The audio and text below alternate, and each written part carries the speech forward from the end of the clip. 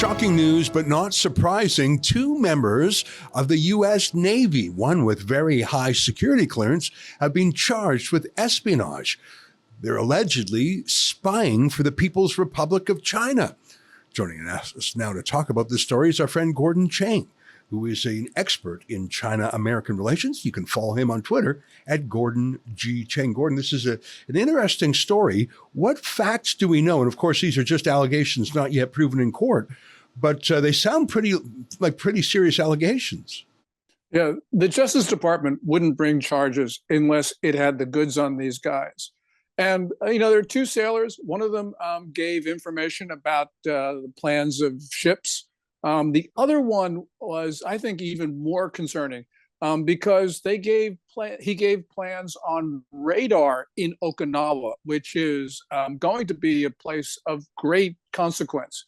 If there's a war, that war will be fought in the first hours in Okinawa. And so what this is something of vital interest to China. Now, of course, these are just allegations, but it appears, as in prior cases, that these allegations are true.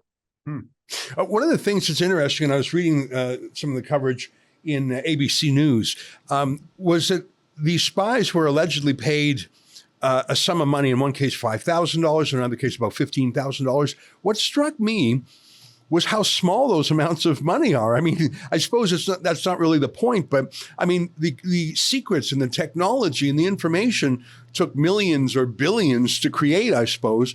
And the fact that that could be stolen through industrial and military sabotage for, a rounding error, that was astonishing. I suppose there was some ideological or national motivation too. I mean, I guess it's not just the cash, I suppose. What do you think?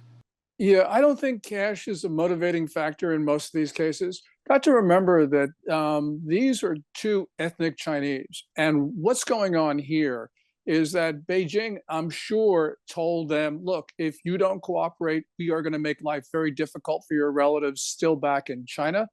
Or they made the nationalist pitch. So money, I don't think, really was a major factor. And you're right, it's not a large amount in either case. But I don't think that, I think Beijing was using coercion more than anything else. That's a fascinating way to look at it. And of course, there's no good explanation. There's no good excuse for this.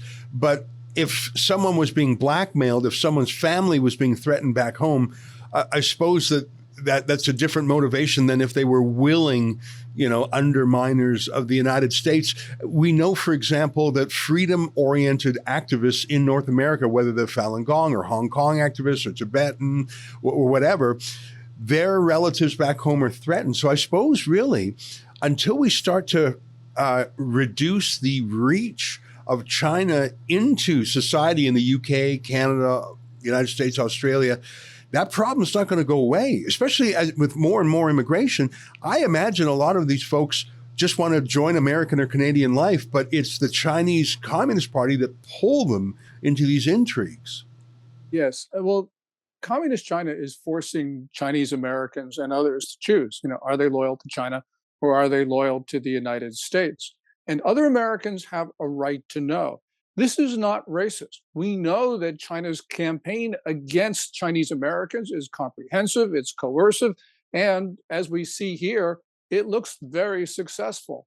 So what we're going to have to do as a society is a couple things. One of them is we're going to have this national conversation about the loyalty of Chinese Americans. As much as we don't want to do that, we're going to absolutely have to do that because it's an issue of national survival.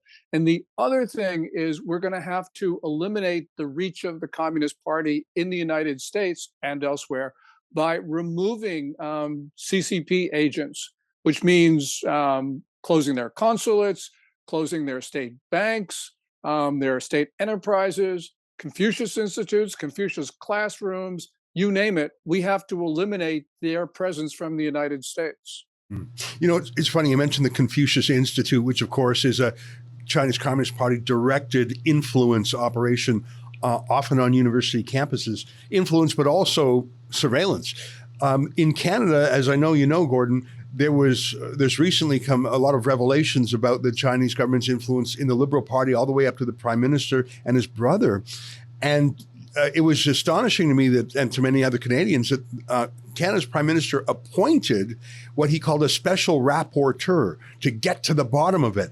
But that man he appointed, David Johnston, was a backer of the Confucius Institute, was deeply enmeshed with Xi Jinping and his family, sent his own family, he was the president of a university in an earlier career. He could have sent his kids to any university in the world. He sent them to Chinese universities, not necessarily for the education, but for the connections. He chose basically the Confucius Institute's key connection in Canada to investigate Chinese influence. It was really quite incredible. That just came to mind when you mentioned the Confucius Institute. Yes, and the thing that is extremely distressing about Justin Trudeau is that he has been fighting people who have been trying to expose the Communist Party's influence in national elections, and he's still making a big struggle out of this. So that really says something, that China actually is bought the Prime Minister of Canada. It's a tough thing to say, but the point is, Justin Trudeau's actions are extremely disturbing.